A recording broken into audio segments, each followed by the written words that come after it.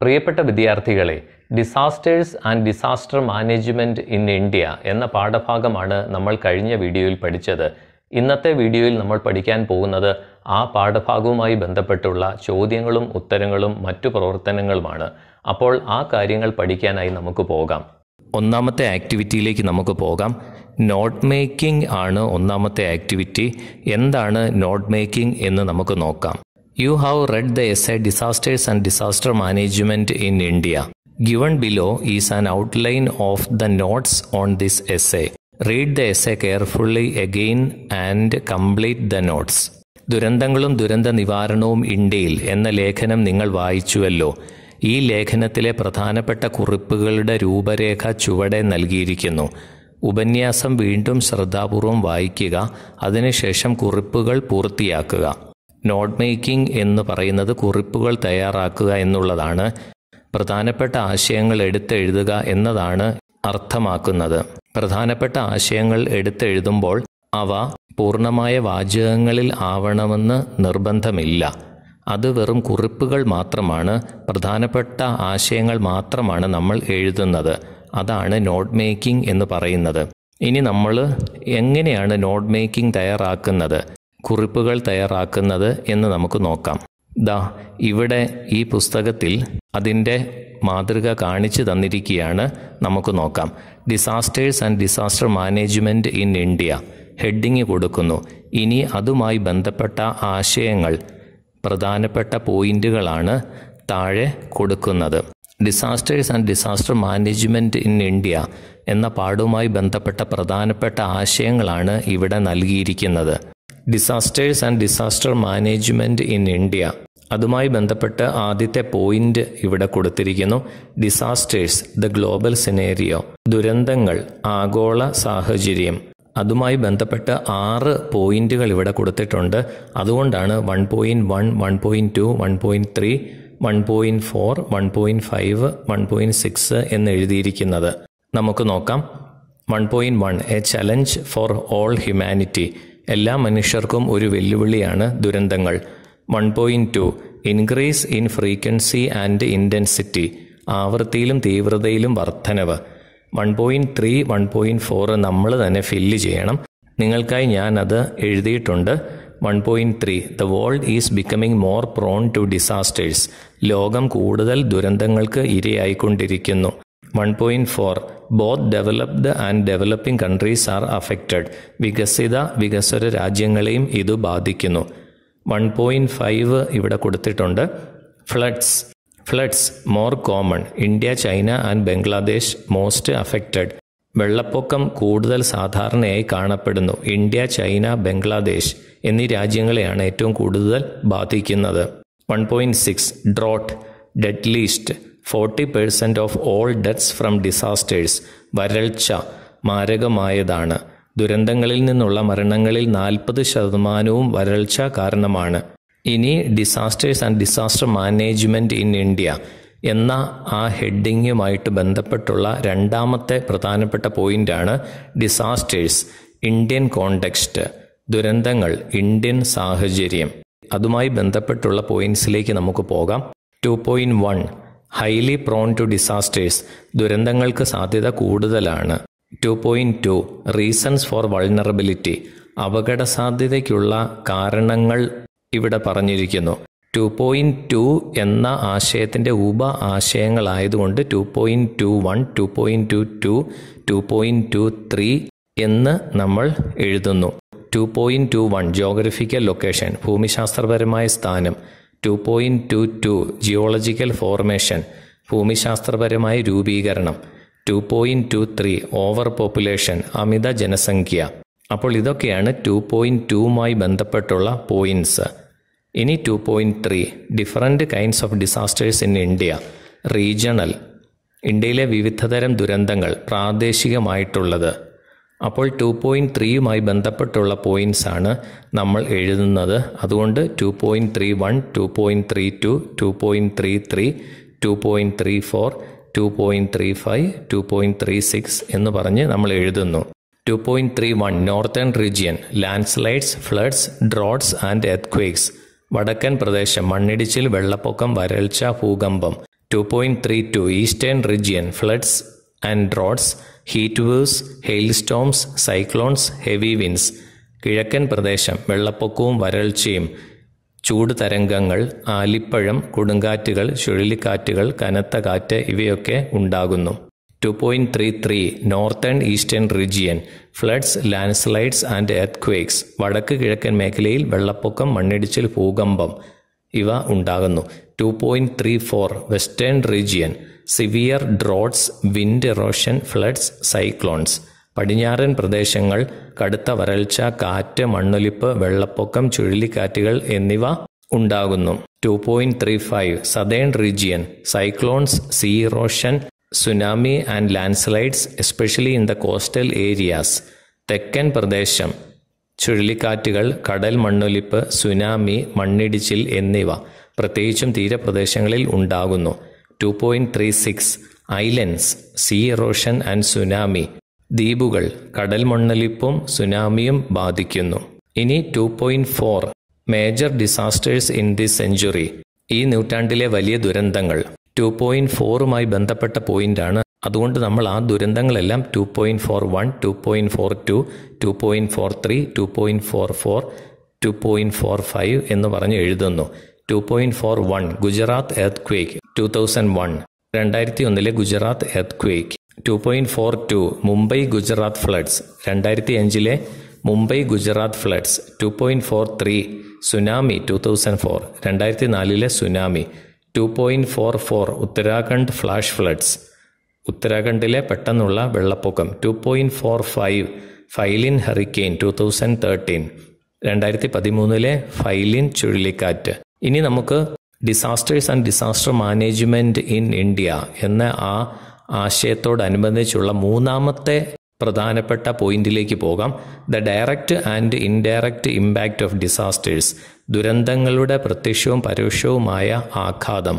3.1 damage, destruction and death, നാശനഷ്ടം, കേടുപാടുകൾ, മരണം ഇവയൊക്കെ സംഭവിക്കുന്നു. 3.2 life line support systems are damaged, ജീവൻ രക്ഷാ സംവിധാനങ്ങൾ കേടാകും അല്ലെങ്കിൽ നാശനഷ്ടങ്ങൾ അതിന് ഉണ്ടാകും. 3.3 health care and hospitals come under great stress, ആരോഗ്യ സംരക്ഷണ ആശുപത്രികളും അതുമായി ബന്ധപ്പെട്ട വകുപ്പുകളും വലിയ സമ്മർദ്ദത്തിലാകും. 3.4 commercial and economic activities are badly affected, വാണിജ്യ സാമ്പത്തിക പ്രവർത്തനങ്ങളെ സാരമായി ബാധിക്കുന്നു. 3.5 പുവർ സെക്ഷൻസ് മോസ്റ്റ് അഫക്റ്റഡ്, ഇവ കൂടുതൽ ബാധിക്കുന്നത് പാവപ്പെട്ട ആൾക്കാരെയാണ്. ഇനി disasters and disaster management in India എന്ന ആശയവുമായി ബന്ധപ്പെട്ടുള്ള നാലാമത്തെ പ്രധാനപ്പെട്ട പോയിന്റിലേക്ക് നമുക്ക് പോകാം. Risk due to disaster, need for safer building. ദുരന്തങ്ങൾക്ക് അപകട സാധ്യത കൂടുതലാണ്, ഉറപ്പായ കെട്ടിടങ്ങളുടെ ആവശ്യകത കൂടിക്കൊണ്ടിരിക്കുന്നു. ആ പോയിന്റുമായി ബന്ധപ്പെട്ടുള്ള പോയിന്റുകൾ നമ്മൾ താഴോട്ട് എഴുതുകയാണ്. അതുകൊണ്ടാണ് 4.1, 4.2, 4.3 എന്ന് പറഞ്ഞ് നമ്മൾ എഴുതുന്നത്. നമുക്ക് നോക്കാം. 4.1 cyclones, tsunami, earthquakes and defects in construction of buildings can cause greater destruction.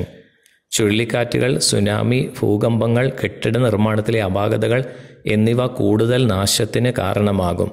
4.2 scenario in the developing countries, വികസ്വര രാജ്യങ്ങളിലെ അവസ്ഥ. കണ്ടോ, 4.2 വികസ്വര രാജ്യങ്ങളിലെ അവസ്ഥയാണ് പറഞ്ഞിരിക്കുന്നത്. അപ്പോൾ ആ അവസ്ഥയെക്കുറിച്ച് 2-3 പോയിന്റുകൾ എഴുതുമ്പോൾ നമ്മൾ 4.21, 4.22, 4.23 എന്ന് പറഞ്ഞ് നമ്മൾ എഴുതണം. നമുക്ക് നോക്കാം. 4.21 only 30% of the buildings R constructed as per regulations. നിയമം അനുസരിച്ച് 30% കെട്ടിടങ്ങൾ മാത്രമേ നിർമ്മിക്കുന്നുള്ളൂ. 4.22 ലാക്ക് ഓഫ് മാസ്റ്റർ പ്ലാൻ, സമഗ്രമായ ഒരു പദ്ധതിയുടെ അഭാവം കാണാൻ സാധിക്കും. 4.23 യൂസിങ് ഇൻഫീരിയർ ക്വാളിറ്റി മെറ്റീരിയൽസ്, നിലവാരമില്ലാത്ത വസ്തുക്കൾ ഉപയോഗിക്കുന്നു. ഇനി അടുത്ത പോയിന്റിലേക്ക് പോകാം. 4.3 സജഷൻസ് ഫോർ സേഫർ ഇൻഫ്രാസ്ട്രക്ചർ, സുരക്ഷിതമായ കെട്ടിടങ്ങളൊക്കെ നിർമ്മിക്കുക, അതിനെക്കുറിച്ചുള്ള അഭിപ്രായങ്ങൾ. 4.3 ആയിട്ട് ബന്ധപ്പെട്ട പോയിന്റുകളാണ് നമ്മൾ താഴോട്ട് എഴുതാൻ പോകുന്നത്. അതുകൊണ്ട് 4.31, 4.32, 4.33 എന്ന് പറഞ്ഞ് എഴുതുന്നു. നമുക്ക് നോക്കാം. 4.31 both private and public buildings to be constructed as per strict guide lines. പൊതു കെട്ടിടങ്ങളും സ്വകാര്യ കെട്ടിടങ്ങളും കർശനമായ നിയമങ്ങൾ പാലിച്ചുകൊണ്ട് മാത്രമേ നിർമ്മിക്കാവൂ. 4.32 constructions to be adhere to the master plan. സമഗ്രമായ ഒരു പദ്ധതി അനുസരിച്ചായിരിക്കണം നിർമ്മാണ പ്രവർത്തനങ്ങൾ. 4.33 only good quality materials be use for construction. നല്ല ഗുണനിലവാരമുള്ള വസ്തുക്കൾ ഉപയോഗിച്ചുകൊണ്ട് വേണം കെട്ടിടങ്ങൾ നിർമ്മിക്കാൻ. ഇനി disasters and disaster management in India എന്ന ആ പ്രധാനപ്പെട്ട ആശയവുമായി ബന്ധപ്പെട്ടുള്ള അടുത്ത ആശയത്തിലേക്ക് നമുക്ക് പോകാം. അത് 5ാമത്തെ ആശയമാണ്, മാനേജ്മെൻറ്റ് ഇൻ ഇന്ത്യ. ഇന്ത്യയിലെ മാനേജ്മെൻറ്റ്, ഭൂകമ്പങ്ങളെ നേരിടാൻ വേണ്ടിയുള്ള ദുരന്ത നിവാരണ സമിതി. അപ്പോൾ ആ 5ാമത്തെ പ്രധാനപ്പെട്ട പോയിന്റുമായി ബന്ധപ്പെട്ടുള്ള പോയിന്റുകൾ നമ്മൾ പറയുമ്പോൾ 5.1, 5.2, 5.3, 5.4, 5.5 എന്നൊക്കെ പറഞ്ഞ് നമ്മൾ എഴുതുന്നു. നമുക്ക് നോക്കാം. 5.1 purpose not prevention but reduction of impact. പ്രതിരോധമല്ല മറിച്ച് ആഘാതം കുറയ്ക്കുക. 5.2 സ്റ്റേറ്റ് ഗവൺമെൻറ്, സംസ്ഥാന സർക്കാർ. ഇനി 5.2മായി ബന്ധപ്പെട്ട 2 പോയിന്റുകളുണ്ട്. അത് സംസ്ഥാന സർക്കാരുമായി ബന്ധപ്പെട്ടുള്ള പോയിന്റുകളാണ്. 5.21 role state level disaster management committee. കണ്ടോ, സംസ്ഥാന സർക്കാരിൻ്റെ റോൾ എന്തുവാ? സംസ്ഥാന സർക്കാർ ഒരു സംസ്ഥാന തലത്തിൽ ഒരു ദുരന്ത നിവാരണ സമിതിയെ വെച്ചിട്ടുണ്ട്. 5.2 structure senior secretaries and representative of NGOs. ആ ദുരന്ത നിവാരണ സമിതി എന്ന് പറയുന്നതിൻ്റെ ഘടന എന്ന് പറഞ്ഞാൽ സീനിയർ സെക്രട്ടറിമാരും NGO ഗവൺമെൻറ് തലത്തിലുള്ള ഉദ്യോഗസ്ഥരുടെയൊക്കെ റെപ്രസെൻറ്റേറ്റീവ്സ് അവരൊക്കെ അടങ്ങിയതാണ്. ഇനി 5.3 സെൻട്രൽ ഗവൺമെൻറ്, കേന്ദ്ര ഗവൺമെൻറ്റിൻ്റെ കാര്യങ്ങൾ പറയുകയാണ്. അപ്പോൾ 5.3യുമായി ബന്ധപ്പെട്ട പോയിൻറ്റ്സ് ആയതുകൊണ്ട് നമ്മൾ 5.31, 5.32, 5.33 എന്ന് പറഞ്ഞ് നമ്മൾ എഴുതുന്നു. നോക്കാം. 5.31 റോൾ ക്രൈസിസ് മാനേജ്മെൻറ്റ് കമ്മിറ്റി. ഒരു ദുരന്ത നിവാരണ സമിതി കേന്ദ്ര സർക്കാരിലും ഉണ്ട്. 5.32 structure cabinet secretary and secretaries of major departments. Cabinet secretary അതുപോലെ തന്നെ വിവിധ വകുപ്പുകളിലെ സെക്രട്ടറിമാരും കൂടെ ചേർന്നുകൊണ്ടുള്ള ഒരു കമ്മിറ്റി കേന്ദ്രതലത്തിലുണ്ട്. 5.33 support of air dropping, rescuing, searching, transport of relief goods, rail and ferry services, health personnel and medical support. എന്തൊക്കെ സഹായങ്ങളാണ്? എയർ ഡ്രോപ്പിംഗ്, ആകാശത്തുനിന്ന് ഭക്ഷണ സാധനങ്ങൾ അതുപോലെ തന്നെ സഹായങ്ങളൊക്കെ ആകാശമാർഗം എത്തിക്കുക. റെസ്ക്യൂവിംഗ്, രക്ഷപ്പെടുത്തുക ആൾക്കാരെ. സെർച്ചിങ്, തിരച്ചിലുകൾ നടത്തുക. ട്രാൻസ്പോർട്ട് ഓഫ് റിലീഫ് ഗുഡ്സ്, ദുരിതാശ്വാസ സാമഗ്രികളൊക്കെ എത്തേണ്ടിടത്ത് എത്തിക്കുക.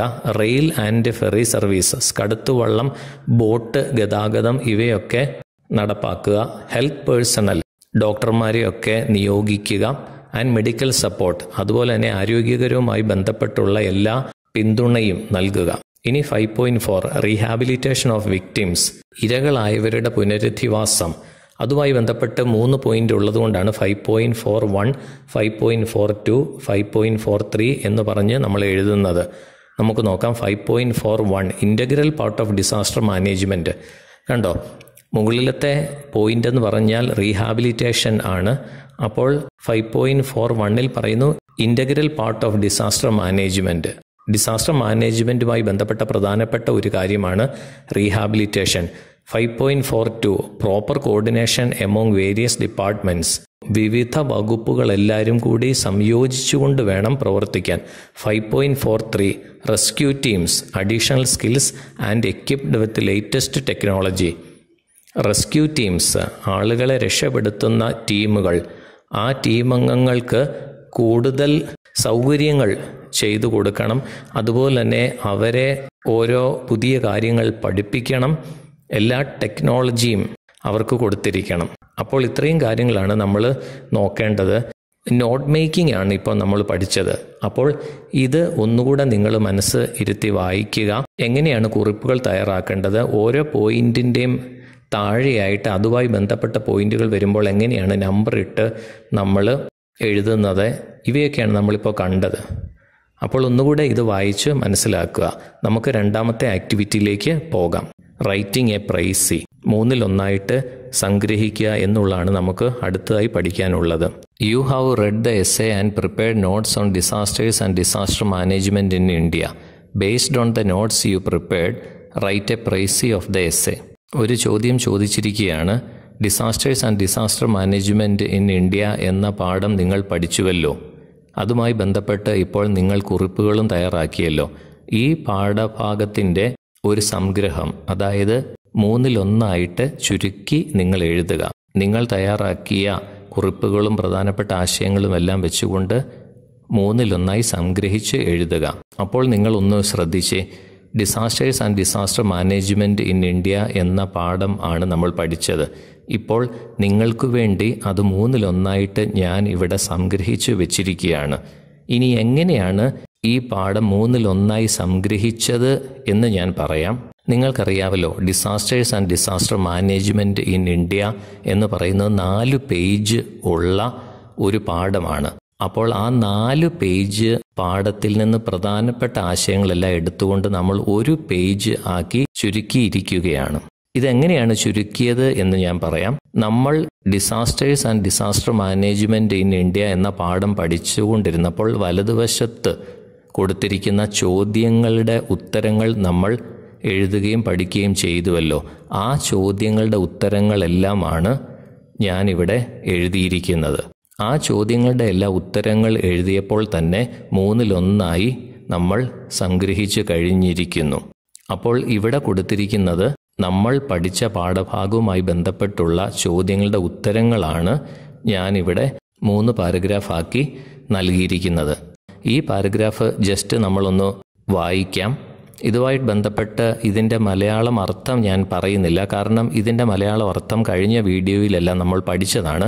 അതുകൊണ്ട് ഈ 1/3 സംഗ്രഹിച്ചു വെച്ചിരിക്കുന്നത് ജസ്റ്റ് ഞാനൊന്ന് വായിച്ച് പോകത്തേ ഉള്ളൂ. അപ്പോൾ നിങ്ങൾ ശ്രദ്ധിച്ചിരിക്കുക. The recent World Disaster Report says that disasters have increased in their number and intensity. Some of the common disasters are earthquakes, floods, cyclones, landslides, droughts, accidents, plane crashes, and forest fires. The truth is that disasters like earthquakes, floods, cyclones, landslides, droughts, accidents, plane crashes, and forest fires have increased in their number and intensity. There is a direct relationship between human development and better preparedness to manage disasters. The less developed countries are more likely to suffer damages caused by disasters. The deadliest disaster is drought. It accounts for 48% of deaths due to natural disasters. India's geographical location and geological formation make India more vulnerable to disasters.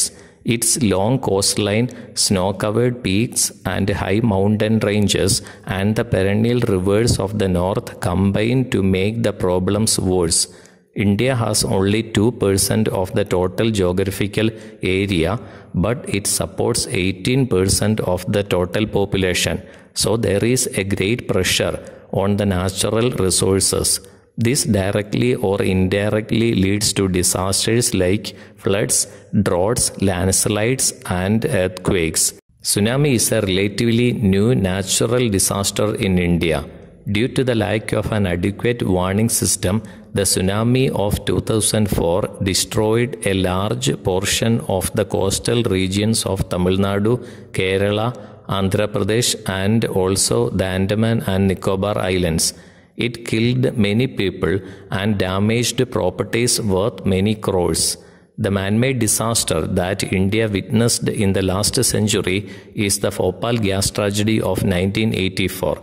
Some of the major natural disasters faced by India during this century are the Gujarat earthquake 2001, the Mumbai Gujarat floods 2005, the tsunami 2004, the Uttarakhand flash floods, and the Phylline hurricane in coastal Orissa and Andhra Pradesh.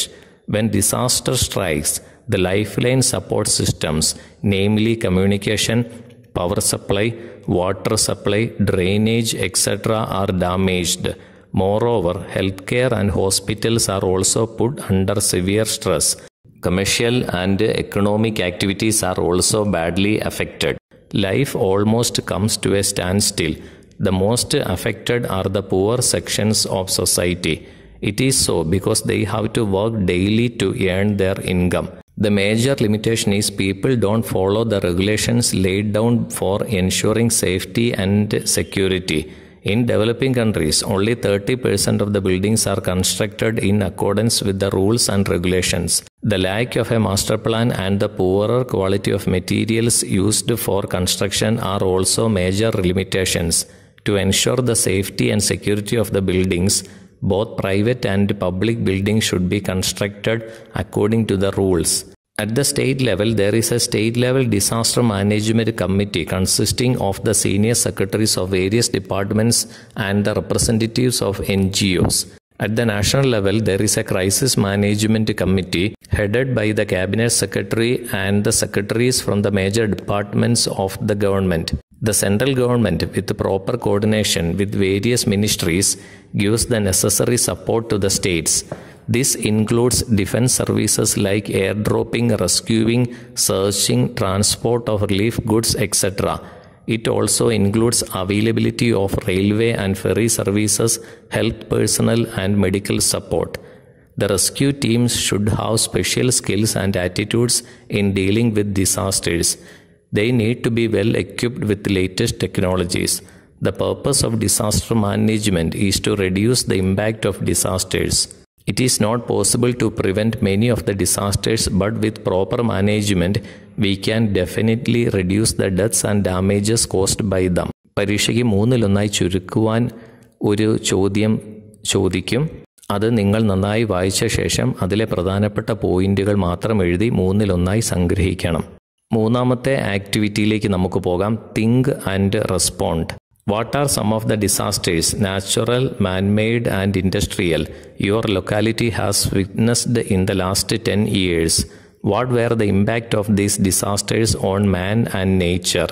കഴിഞ്ഞ 10 വർഷത്തിനിടയിൽ നിങ്ങളുടെ പ്രദേശം കണ്ട ചില ദുരന്തങ്ങൾ, പ്രകൃതി, മനുഷ്യനിർമ്മിത, വ്യാവസായിക, ഈ ദുരന്തങ്ങളുടെ സ്വാധീനം മനുഷ്യനിലും പ്രകൃതിയിലും എന്തായിരുന്നു? My locality has witnessed floods and storms in the last 10 years. കഴിഞ്ഞ 10 വർഷത്തിനിടയിൽ എൻ്റെ പ്രദേശം വെള്ളപ്പൊക്കത്തിനും കൊടുങ്കാറ്റിനും സാക്ഷ്യം വഹിച്ചു. These disasters had resulted in deaths of some people, epidemics, loss of agriculture, death of livestock and destruction of houses in our locality. ഈ ദുരന്തങ്ങളുടെ ഫലമായി ചില ആളുകളുടെ മരണം, പകർച്ചവ്യാധികൾ, കൃഷിനഷ്ടം, കന്നുകാലികളുടെ മരണം, പ്രദേശത്തെ വീടുകൾക്ക് നാശനഷ്ടങ്ങൾ എന്നിവ സംഭവിച്ചു. Since flood is very common and it visits our area almost every year, there are many volunteer organizations to help the flood affected areas. വെള്ളപ്പൊക്കം വളരെ സാധാരണമായതിനാലും ഇത് എല്ലാ വർഷവും ഉണ്ടാകുന്ന ഒരു പ്രതിഭാസം ആയതിനാലും നിരവധി സന്നദ്ധ സംഘടനകൾ സഹായിക്കുവാനായി രംഗത്തുണ്ട്. The government opened different relief camps in nearby schools and colleges.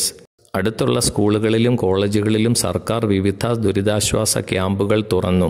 The people were also suffering greatly for want of food, clothes, pure drinking water and medicine. ഭക്ഷണം, വസ്ത്രം, ശുദ്ധമായ കുടിവെള്ളം, മരുന്ന് എന്നിവയുടെ അഭാവം മൂലം ജനങ്ങൾ വളരെയധികം ദുരിതം അനുഭവിച്ചിരുന്നു. We received adequate relief from the government and different non-government organizations. സർക്കാരിൽ നിന്നും വിവിധ സർക്കാരിതര സംഘടനകളിൽ നിന്നും ഞങ്ങൾക്ക് മതിയായ ആശ്വാസം ലഭിച്ചു. We distributed them properly. ഞങ്ങൾ അവ ശരിയായി വിതരണം ചെയ്തു. The affected people were receiving food, shelter and medicine, but they were not happy at all. ദുരിതബാധിതരായ ആളുകൾക്ക് ഭക്ഷണവും പാർപ്പിടവും മരുന്നും ലഭിക്കുന്നുണ്ടെങ്കിലും അവർ സന്തുഷ്ടരായിരുന്നില്ല. In fact, it caused great devastation. വാസ്തവത്തിൽ ഈ ദുരന്തങ്ങൾ വലിയ നാശങ്ങൾക്ക് കാരണമായി. Many people lost their property. നിരവധി ആളുകൾക്ക് അവരുടെ കിടപ്പാടങ്ങൾ നഷ്ടപ്പെട്ടു. Nothing has really been the same ever since. അന്നു മുതൽ യാതൊന്നും പഴയതുപോലെയല്ല. രണ്ടാമത്തെ ചോദ്യത്തിലേക്ക് നമുക്ക് പോകാം. Is your locality prepared to manage any potential disaster? സാധ്യതയുള്ള ഏതെങ്കിലും ദുരന്തങ്ങൾ കൈകാര്യം ചെയ്യുവാൻ നിങ്ങളുടെ പ്രദേശം തയ്യാറാണോ? If not, what precautions can be taken to prevent and manage possible disasters? ഇല്ലെങ്കിൽ ദുരന്തങ്ങൾ തടയുന്നതിനും നിയന്ത്രിക്കുന്നതിനും സാധ്യമായ എന്തു മുൻകരുതലുകൾ നമുക്ക് എടുക്കാം? ഉത്തരത്തിലേക്ക് പോകാം. My locality is not at all prepared to manage any potential danger. സാധ്യമായ വരാനുള്ള അപകടങ്ങളെ നിയന്ത്രിക്കാൻ എൻ്റെ പ്രദേശം ഒട്ടും തയ്യാറായിട്ടില്ല. Floods can be managed only with proper drainage facilities, setting up of evacuation and rescue shelters.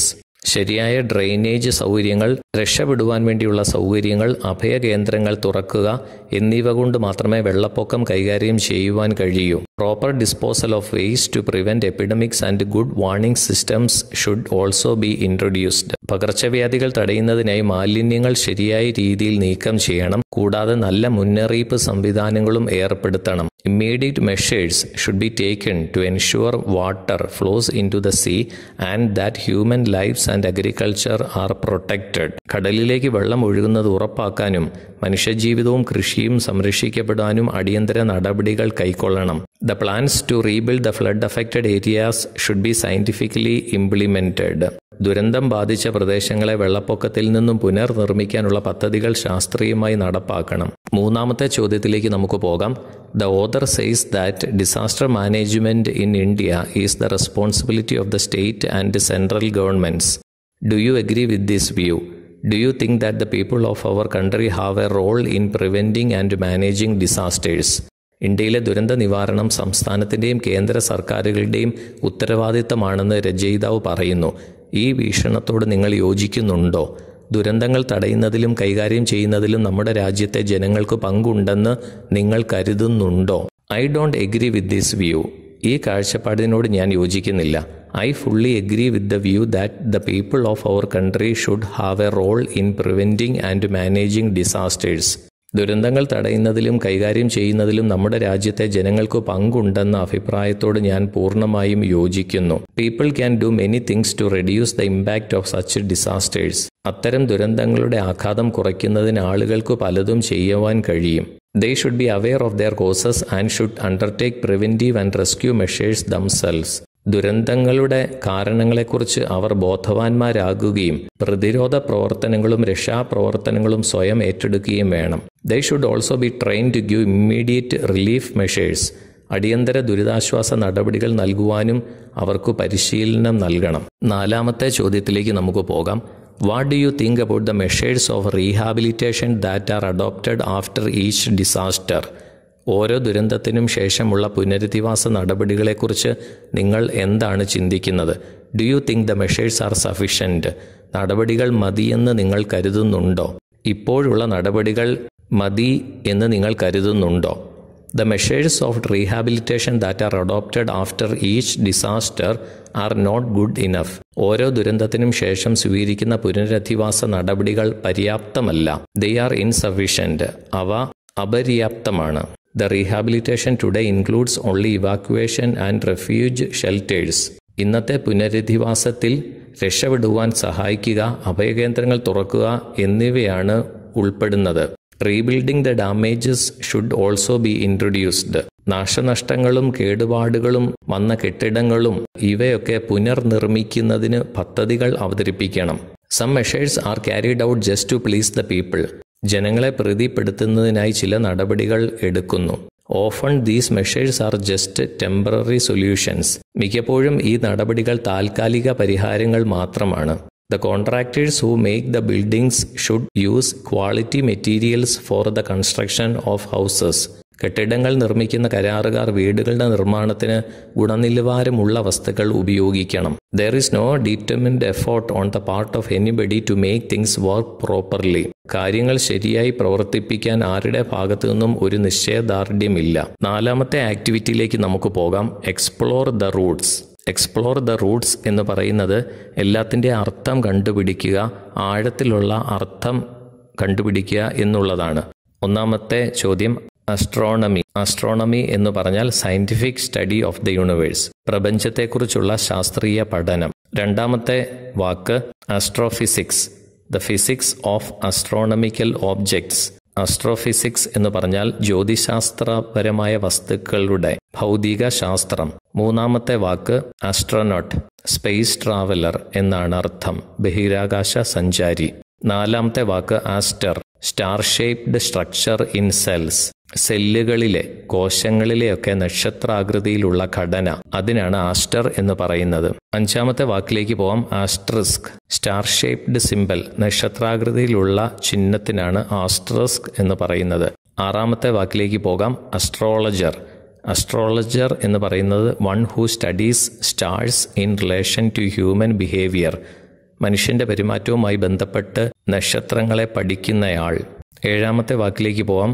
Asteroid, rocky object orbiting the sun. സൂര്യനെ വലം വയ്ക്കുന്ന പാറ, അങ്ങനെയുള്ള വസ്തുക്കളെയാണ് ആസ്ട്രോയിഡ്സ് എന്ന് നമ്മൾ പറയുന്നത്. 5ാമത്തെ ആക്ടിവിറ്റിയിലേക്ക് പോവാം. Crossword puzzle. ഒരു പദപ്രശ്നമാണ് ഇവിടെ നമുക്ക് തന്നിരിക്കുന്നത്. Here is a crossword puzzle about natural calamities. Use the clues below to solve the puzzle. പ്രകൃതി ദുരന്തങ്ങളുമായി ബന്ധപ്പെട്ട ഒരു പദപ്രശ്നമാണ് തന്നിരിക്കുന്നത്. താഴെ കൊടുത്തിരിക്കുന്ന വാചകങ്ങളൊക്കെ വായിച്ച് അതനുസരിച്ച് ഈ പദപ്രശ്നം പൂരിപ്പിക്കുക. നമുക്ക് നോക്കാം. ക്ലൂസ്. എക്രോസ്. വലത്തോട്ടാണ് പദപ്രശ്നം പൂരിപ്പിക്കേണ്ടത്. വലത്തോട്ട് പൂരിപ്പിക്കേണ്ട കാര്യങ്ങളൊക്കെ ഇവിടെ കൊടുത്തിരിക്കുന്നു. 1ാമത്തെ ചോദ്യം. A violently destructive windstorm occurring over land characterised by a funnel shaped cloud extending toward the ground. കരയിലൂടെ അക്രമാസക്തമായ വിനാശകരമായ കാറ്റ് അല്ലെങ്കിൽ ഒരു കൊടുങ്കാറ്റ്. അതിനൊട്ടേറെ സവിശേഷതകളുണ്ട്. ഒരു ഫണൽ ആകൃതിയിലുള്ള മേഘം പോലെ അത് നിലത്തേക്ക് വ്യാപിക്കുന്നു. അപ്പോൾ എന്താണത്? അങ്ങനെയുള്ള ആ പ്രതിഭാസത്തിന് ട്വിസ്റ്റർ എന്നാണ് പറയുന്നത്. പക്ഷേ ഈ പദപ്രശ്നത്തിൽ അത് കൊടുത്തിട്ടുണ്ട്. നിങ്ങളെ സഹായിക്കാനായി ഒരു ഉത്തരം നൽകിയിട്ടുണ്ട്. ഇനി 3ാമത്തെ ചോദ്യത്തിലേക്ക് പോകാം. Vibration on the air surface resulting from underground movement. ഭൂഗർഭ ചലനത്തിന്റെ ഫലമായി ഭൂമിയുടെ ഉപരിതലത്തിലെ വിറയൽ. എന്താണത്? നമുക്കറിയാം, എർത്ത് ക്വേക്ക്. അപ്പോൾ വലത്തോട്ട് എർത്ത് ക്വേക്ക് എന്നാണ് നമ്മൾ എഴുതേണ്ടത്. 5ാമത്തെ ചോദ്യം. Molten rock that flows out of an eruption volcano. പൊട്ടിത്തെറിക്കുന്ന അഗ്നിപർവ്വതത്തിൽ നിന്ന് ഒഴുകുന്ന ഉരുകിയ പാറ. അതിന് നമ്മൾ എന്താ പറയുന്നത്? ലാവ. ഇനി 6ാമത്തെ. Wide spread scarcity of food due to crop failure, population imbalance etcetera. വിളനാശം, ജനസംഖ്യയുടെ അസന്തുലിതാവസ്ഥ തുടങ്ങിയവ കാരണം ഭക്ഷണത്തിന്റെ വ്യാപകമായ ക്ഷാമം. ആ അവസ്ഥയ്ക്ക് എന്താണ് പറയുന്നത്? ഫാമിൻ എന്നാണ് പറയുന്നത്. ഇനി 8ാമത്തെ ചോദ്യം. Gravitational movement of A mass of rock, earth or debris down A slope. ഒരു ചെരുവിലൂടെ അല്ലെങ്കിൽ തിട്ടയിൽ നിന്ന് ഭൂമിയിലെ മണ്ണ് എല്ലാം കൂടെ ഇളകി വീഴുന്ന അവസ്ഥ. അതിന് ലാൻഡ് സ്ലൈഡ് എന്നാണ് നമ്മൾ പറയുന്നത്, മണ്ണിടിച്ചിൽ. അത് വലത്തോട്ട് എഴുതുക. 10ാമത്തെ ചോദ്യം. A rotating column of air whirling in destructive speed. ഭ്രമണം ചെയ്യുന്ന വായുവിൻ്റെ ഒരു നിര അല്ലെങ്കിൽ വിനാശകരമായ വേഗതയിലുള്ള ഒരു ചുഴലിക്കാറ്റ് പെട്ടെന്നുണ്ടാകുന്നത്. എന്താണത്? ടൊർണാഡോ എന്നാണ് അതിനെ പറയുന്നത്. 11ാമത്തെ ചോദ്യം. A tropical Storm with winds that have A speed of 74 miles per hour or more. മണിക്കൂറിൽ 74 മൈൽ അല്ലെങ്കിൽ അതിൽ കൂടുതൽ വേഗതയുള്ള ഉഷ്ണമേഖലാ കൊടുങ്കാറ്റ്. എന്താണ് അതിന് പറയുന്നത്? ഹറിക്കെയിൻ. അപ്പോൾ നമ്മൾ ഇത്രയും ചോദ്യങ്ങളുടെ ഉത്തരം വലത്തോട്ട് നമ്മൾ എഴുതുക. ഇനി താഴോട്ട് എഴുതേണ്ട ചോദ്യങ്ങൾ എന്തൊക്കെയാണെന്ന് നമുക്ക് നോക്കാം. 2ാമത്തെ ചോദ്യം. A high sea wave caused by an earthquake or other disturbances. ഭൂകമ്പമോ മറ്റ് അസ്വസ്ഥതകളോ മൂലമുണ്ടാകുന്ന ഉയർന്ന കടൽ തിരമാലകൾ. ഉത്തരം സുനാമി. അത് നിങ്ങൾ താഴോട്ട് എഴുതുക. 4ാമത്തെ ചോദ്യം. A mass of snow, ice and rocks falling rapidly down a mountain side. ഒരു പർവ്വത നിരയിൽ നിന്ന് വേഗത്തിൽ വീഴുന്ന മഞ്ഞ്, ഐസ്, പാറകൾ. ഇവയെ നമ്മൾ എന്താണ് വിളിക്കുന്നത്? അവലാഞ്ച് എന്നാണ് നമ്മൾ പറയുന്നത്. 7ാമത്തെ ചോദ്യം. The luxury ocean liner Titanic hit an dash berg in the Atlantic. ആഡംബര കപ്പലായ ടൈറ്റാനിക് അറ്റ്ലാന്റിക് സമുദ്രത്തിലെ ഒരു മഞ്ഞുമലയിൽ തട്ടി.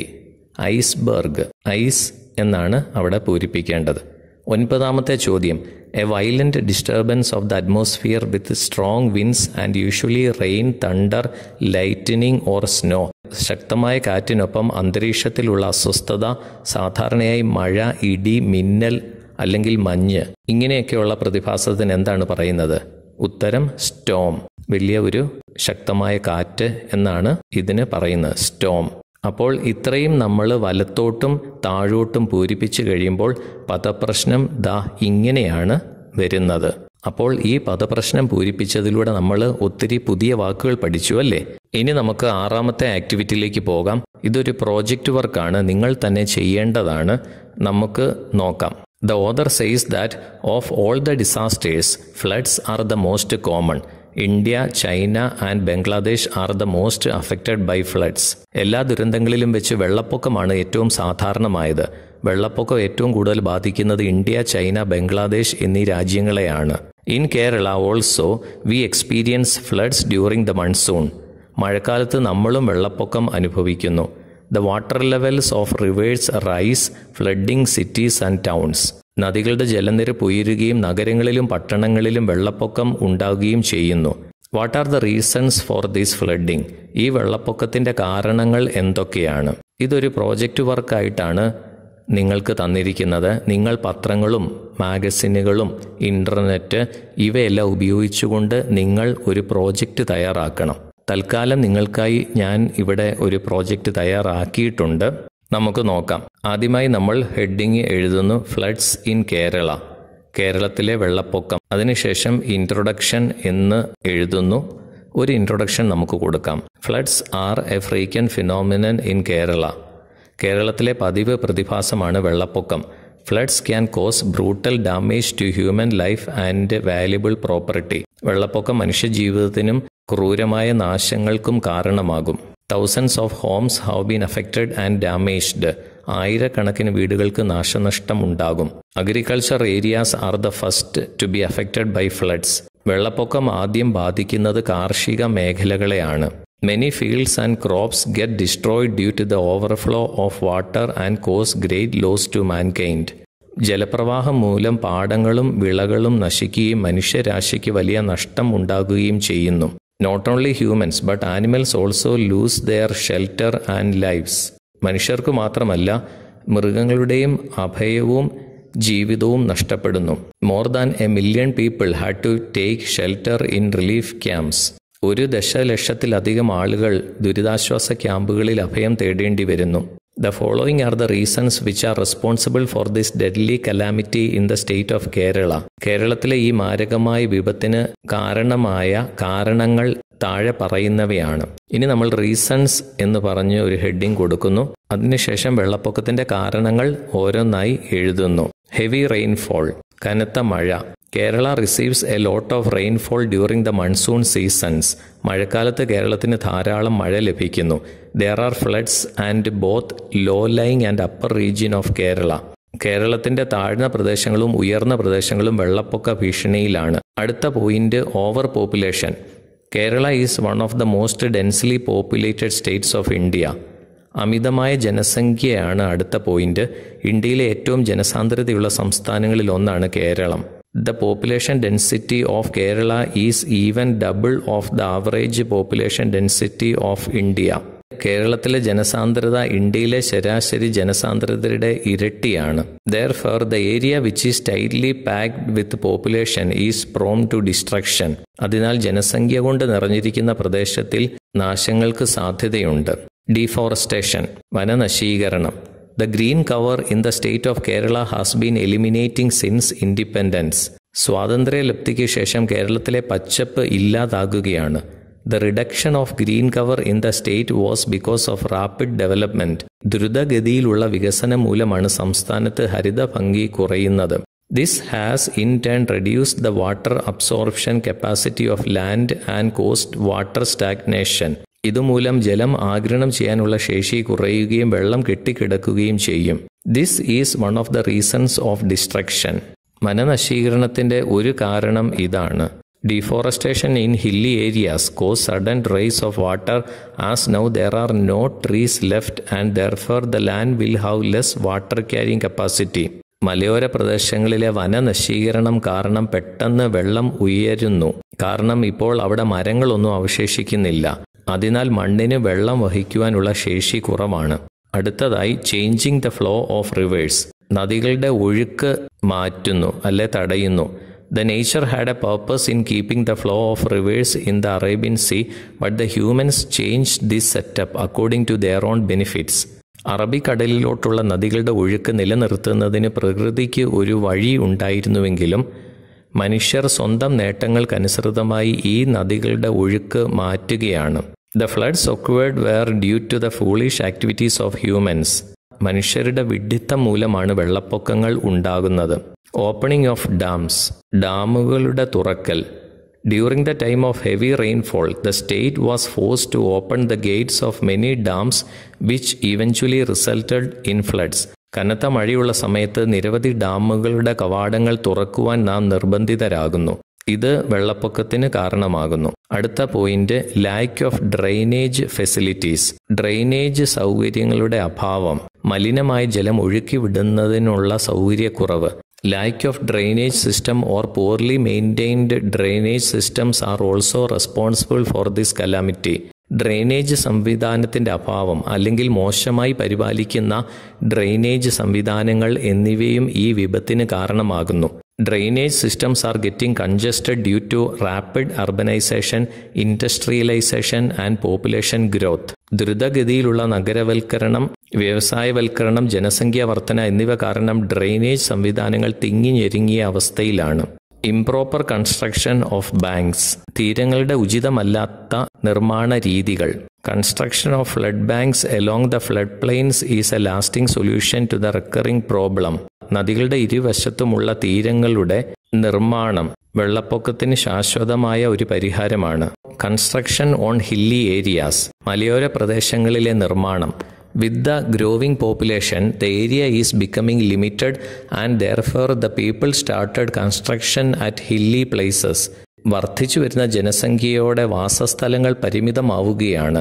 അതിനാൽ ആളുകൾ മലയോര സ്ഥലങ്ങളിൽ നിർമ്മാണം ആരംഭിച്ചു. This unplanned construction and the failure of appropriate authority to regulate the same is also one of the reasons for devastating floods in Kerala.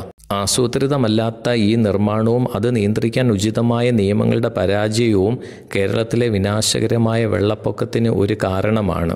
അടുത്തതായി mining and quarrying. The activities of mining and quarrying is been increasing day by day and with this the soil is losing its grip.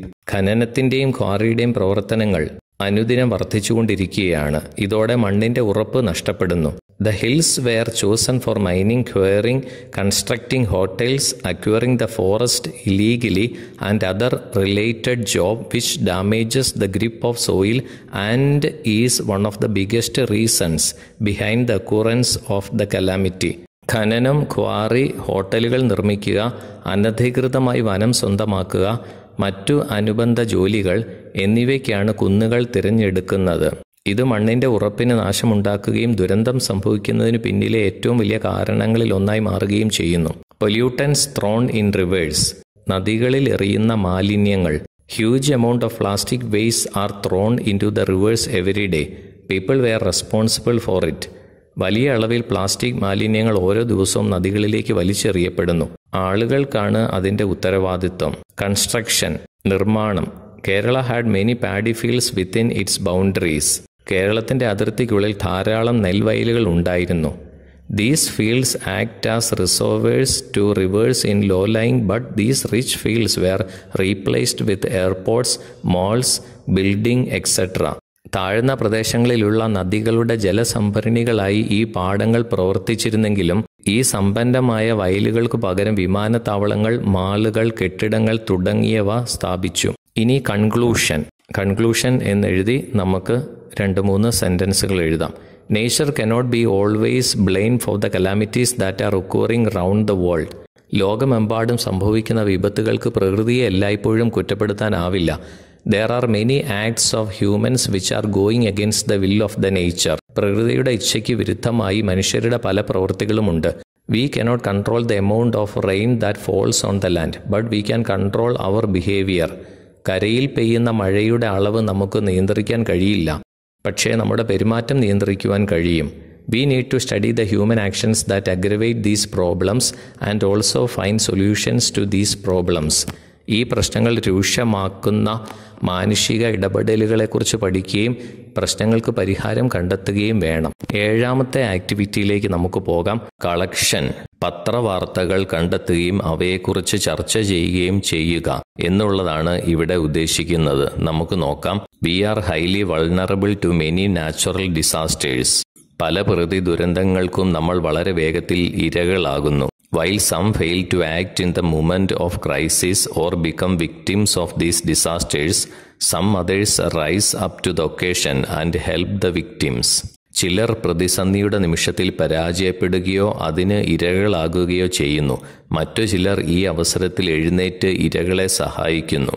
Here is a newspaper report about 4 children who won bravery awards for their timely and heroic action in a moment of crisis. ഇവിടെ പ്രതിസന്ധിയുടെ നിമിഷത്തിൽ സമയോചിതവും ധീരവുമായ നടപടി എടുത്തുകൊണ്ട് ധീരതയ്ക്കുള്ള അവാർഡുകൾ നേടിയ 4 കുട്ടികളെക്കുറിച്ചുള്ള പത്ര report കൊടുത്തിരിക്കുകയാണ്. പത്ര റിപ്പോർട്ടിലേക്ക് നമുക്ക് പോകാം. ഒരു ഹെഡിങ് കൊടുത്തിരിക്കുന്നു, ബ്രേവറി അവാർഡ് ഫോർ ചിൽഡ്രൻ, കുട്ടികൾക്കുള്ള ധീരത award. Thiruvananthapuram, 4 children from Kerala will be among the recipients of this year's National Bravery Awards at the next Republic Day function in New Delhi. Thiruvananthapuram, ഈ വർഷത്തെ ദേശീയ ധീരത അവാർഡുകളിൽ കേരളത്തിൽ നിന്നുള്ള 4 കുട്ടികൾ ഉൾപ്പെടും. ന്യൂഡൽഹിയിൽ അടുത്ത റിപ്പബ്ലിക് ദിന ചടങ്ങിൽ അവാർഡ് അവർ സ്വീകരിക്കും. They include Jismi PM, who was selected for the Geeta Chopra Award, Vishnudas K, the winner of the Bapu Gayadhani Award, and Anub M and Raj Narayanan, both selected for the General Award. Geetha Chopra അവാർഡിലേക്ക് തിരഞ്ഞെടുക്കപ്പെട്ട Jismi PM, Bapu ഗായധാനി ജേതാവ് Vishnudas K, കൂടാതെ Anoop M, Raj Narayanan എന്നിവരെ പൊതു award വിഭാഗത്തിലേക്കും തിരഞ്ഞെടുത്തു. Jismi, 12, a native of Perincheri in Thrissur district, was chosen for the award for saving a woman and her 2 children from drowning in a pond. ഒരു സ്ത്രീയെയും അവരുടെ 2 മക്കളെയും കുളത്തിൽ മുങ്ങി മരിക്കുന്നതിൽ നിന്ന് രക്ഷിച്ചതിനാണ് തൃശൂർ ജില്ലയിലെ പെരിഞ്ചേരി സ്വദേശിയായ ജിസ്മിയെ അവാർഡിന് തിരഞ്ഞെടുത്തത്. A class 9 student of the Government Vocational Higher Secondary School at Cherp, Jismi is the daughter of a manual laborer. ചേർപ്പിലെ ഒരു ഗവൺമെന്റ് വൊക്കേഷണൽ ഹയർ സെക്കൻഡറി സ്കൂളിലെ 9ാം ക്ലാസ് വിദ്യാർത്ഥിയും ഒരു തൊഴിലാളിയുടെ മകളുമാണ് Jismi. Vishnudas won the award for saving 2 children from a watery grave. 2 കുട്ടികളെ വെള്ളക്കെട്ടിൽ നിന്ന് രക്ഷിച്ചതിന് Vishnudas award നേടി. A native of Palakkad, he is a +1 student of the Sri Shankara Oriental Higher Secondary School, Lakkidi. Palakkad സ്വദേശിയായ വിഷ്ണുദാസ് ലക്കിടിയിലുള്ള ശങ്കര ഓറിയന്റൽ ഹയർ സെക്കൻഡറി സ്കൂളിലെ +1 വിദ്യാർത്ഥിയാണ്. Anoop, a class 8 student of the bishop Kuriyalassery public school at Champakulam, bagged the award for saving a 5-year-old from drowning in a lake. ചമ്പക്കുളത്തുള്ള bishop Kuriyalassery public സ്കൂളിലെ 8ാം class വിദ്യാർത്ഥിയായ അനൂപ് 5 വയസ്സ് പ്രായമുള്ള കുട്ടിയെയാണ് തടാകത്തിൽ മുങ്ങി മരിക്കുന്നതിൽ നിന്ന് രക്ഷിച്ചുകൊണ്ട് അവാർഡ് നേടിയത്. Raj Narayan, the 4th nominee, was selected for saving a boy from drowning in a river in Alappuzha. 4ാമതായി നാമനിർദ്ദേശം ചെയ്യപ്പെട്ടയാളാണ് രാജ് നാരായണൻ. നദിയിൽ മുങ്ങി മരിക്കുന്നതിൽ നിന്ന് ഒരു ആൺകുട്ടിയെ രക്ഷിച്ചതിനാണ് award. Raj is a class 9 student of the NSS high school Kuttanad. ആലപ്പുഴയിലെ കുട്ടനാട്ടിലുള്ള NSS ഹൈസ്കൂളിലെ 9ാം ക്ലാസ് വിദ്യാർത്ഥിയാണ് Raj. The General Secretary of the Kerala State Child Welfare Council, P. Krishnan, said Jismi is the first winner of the Geeta Chopra Award from Kerala. Geeta Chopra award കേരളത്തിൽ ആദ്യമായി ലഭിക്കുന്ന കുട്ടിയാണ് ജിസ്മി എന്ന് കേരള സംസ്ഥാന ശിശു ക്ഷേമ സമിതി ജനറൽ സെക്രട്ടറി P. കൃഷ്ണൻ പറഞ്ഞു. ഇത്രയും കാര്യങ്ങൾ തന്നിരിക്കുകയാണ്. ഇനി അടുത്തതായി ചോദിച്ചിരിക്കുന്നത്, now collect such news paper reports and discuss with your friends how children can act timely in moments of crisis. ഇതുപോലെയുള്ള പത്രവാർത്തകൾ കണ്ടെത്തുകയും കൂട്ടുകാരുമായി ചർച്ച ചെയ്യുകയും ചെയ്യുക. എങ്ങനെയാണ് പ്രതിസന്ധി ഘട്ടങ്ങളിൽ കുട്ടികൾക്ക് നല്ല രീതിയിൽ പ്രവർത്തിക്കാൻ സാധിക്കുക എന്നതിനെക്കുറിച്ച് ടൈംസ് ഓഫ് ഇന്ത്യ എന്ന പത്രത്തിൽ വന്ന ഒരു വാർത്തയാണിത്. അത് നിങ്ങളുടെ മുമ്പിൽ ഞാൻ അവതരിപ്പിക്കുകയാണ്. 3 brave hearts from Kerala selected for national awards. കേരളത്തിൽ നിന്നുള്ള 3 ധീരന്മാർ ദേശീയ അവാർഡിനായി തിരഞ്ഞെടുക്കപ്പെട്ടു. Aditya K of Kozhikode, Kerala has become the first child from the state to bag the Bharat Award for bravery. ധീരതയ്ക്കുള്ള ഭാരത് അവാർഡ് നേടിയ സംസ്ഥാനത്തെ ആദ്യത്തെ കുട്ടിയായി മാറിയിരിക്കുകയാണ് കേരളത്തിലെ കോഴിക്കോട്ട് നിന്നുള്ള Aditya K. This is the most prestigious of the National Bravery Awards given away by the Indian Council for Child Welfare. ദേശീയ ധീരതാ അവാർഡുകളിൽ ഏറ്റവും അഭിമാനകരമായ ഒന്നാണ് കൗൺസിൽ ഫോർ ചൈൽഡ് വെൽഫെയർ നൽകുന്ന ഈ ധീരതയ്ക്കുള്ള award. The Bharat Award has gone to Aditya for rescued 20 people from a bus carrying members of the Calicut University Pensioners Forum and their families when it caught fire coming down a steep mountain road.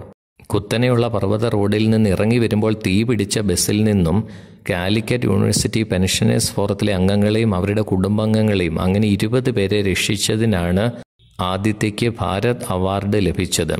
2 more children from the state are also recipients of the awards.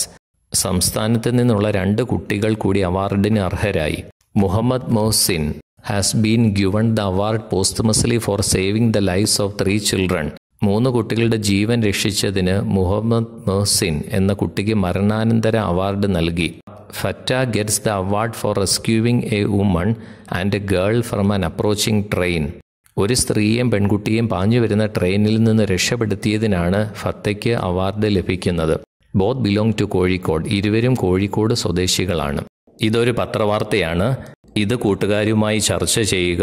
അതിനുശേഷം conclude ചെയ്തുകൊണ്ട് നമുക്ക് ഒരു 3-4 sentence എഴുതാം. Children can do brave things when disaster strikes. ദുരന്തങ്ങൾ വരുമ്പോൾ കുട്ടികൾക്ക് ധീരമായ കാര്യങ്ങൾ ചെയ്യുവാൻ സാധിക്കും. They need to be trained for that. അതിനായി അവർക്ക് പരിശീലനം നൽകണം. They should be taught everything about first aid. പ്രഥമ ശുശ്രൂഷകളെക്കുറിച്ചുള്ള എല്ലാ കാര്യങ്ങളും അവരെ പഠിപ്പിക്കണം. Special training should be given to children in schools. സ്കൂളുകളിൽ കുട്ടികൾക്ക് പ്രത്യേക പരിശീലനം നൽകണം. These things should be included in the syllabus. ഈ കാര്യങ്ങൾ സിലബസിൽ ഉൾപ്പെടുത്തണം. We should teach them swimming and cycling. അതുപോലെ തന്നെ നീന്തൽ, സൈക്ലിംഗ് എന്നിങ്ങനെയുള്ള കാര്യങ്ങളെല്ലാം അവരെ പഠിപ്പിക്കണം. If children are trained in this way, they can do a lot of things during disasters.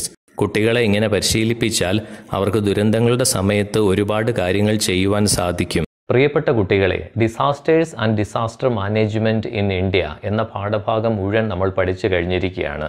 അടുത്ത വീഡിയോയിൽ നമുക്ക് അടുത്ത പാഠഭാഗത്തിലേക്ക് പോകാം.